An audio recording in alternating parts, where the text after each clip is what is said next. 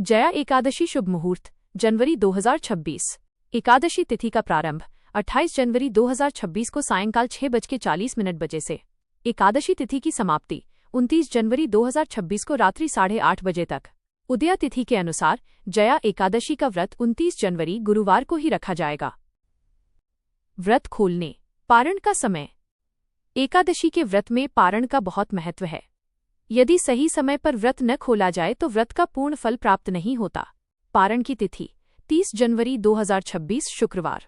पारण का शुभ समय प्रातः 7:12 से सुबह 9:24 के बीच। पारण की महत्वपूर्ण बातें। 1. हरिवासर का त्याग। द्वादशी तिथि के प्रथम चौथाई भाग को हरिवासर कहते हैं। इस समय व्रत नहीं खोलना चाहिए। 30 जनवरी को सूर्योदय के बाद हरिवासर समाप्त हो जाएगा, इसलिए 7:12 के बाद का समय शुभ है। 2. सात्विक भोजन। व्रत खोलते समय सबसे पहले भगवान को अर्पित किया हुआ जल या तुलसी का पत्ता ग्रहण करें, उसके बाद ही सात्विक भोजन बिना प्याज लहसुन का खाएं। 3. दान दक्षिणा। भोजन ग्रहण करने से पूर्व किसी ब्राह्मण को सीधा कच्चा अनाज जैसे आटा, दाल, चावल या भोजन दान करना अत्यंत मंगलकारी होता है। जया एकादशी व्रत विधि, नियम और पौराणिक कथा। माघ मास के शुक्ल पक्ष की एकादशी को जया एकादशी कहा जाता है। हिंदू धर्म ग्रंथों के अनुसार यह तिथि अत्यंत पवित्र और पापों का नाश करने वाली है। 1. व्रत के कड़े नियम। एकादशी का व्रत केवल भोजन त्यागने का नहीं, बल्कि मन को शुद्ध रखने का पर्व है। अन्न का त्याग। इस दिन किसी भी प्रकार के अनाज, विशेषकर चावल का सेवन पूरी तरह वर्जित है। ब्रह्मचर्य। दशमी तिथि की रात्रि से ही मन और शरीर की शुद्धता बनाए रखनी चाहिए।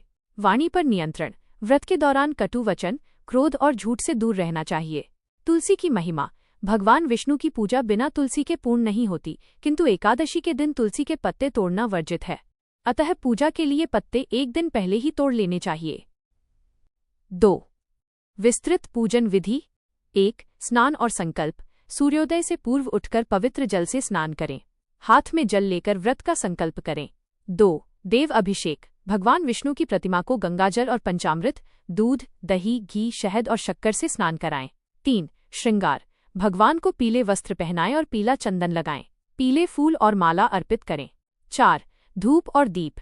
शुद्ध घी का दीपक जलाएं और सुगंधित अगरबत्ती से वातावरण को भक्तिमय बनाएं। 5. नैवेद्य प्रसाद। ऋतुफल और घर में बने शुद्ध सात्विक मिष्ठान का भोग लगाएं। भोग में तुलसी का पत्ता अवश्य रखें। 6.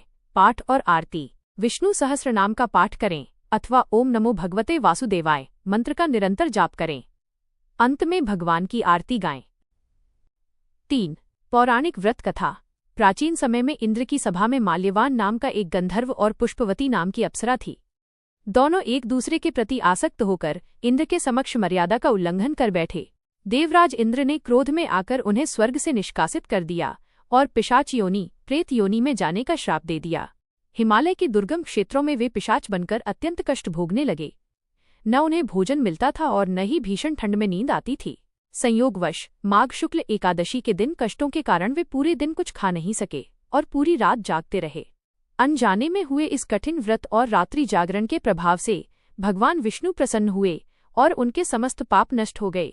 वे पिशाच योनि से मुक्त होकर पुनः अपने दिव्य रूप में स्वर्ग लौट गए। 4. व्रत का पारण व्रत खोलना। जया एकादशी का व्रत अगले दिन द्वादशी को सूर्योदय के पश्चात खोला जाता है।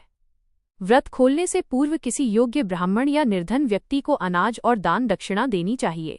तुलसी पत्र और जल ग्रहण करके ही अपना उपवास पूर्ण करना चाहिए। 5. विशेष महत्व। यह व्रत व्यक्ति की बुद्धि को कुमार्ग से बचाकर सुमार्ग पर ले जाता है। इसे करने से नीच योनियों में जन्म लेने का भय समाप्त हो जाता है।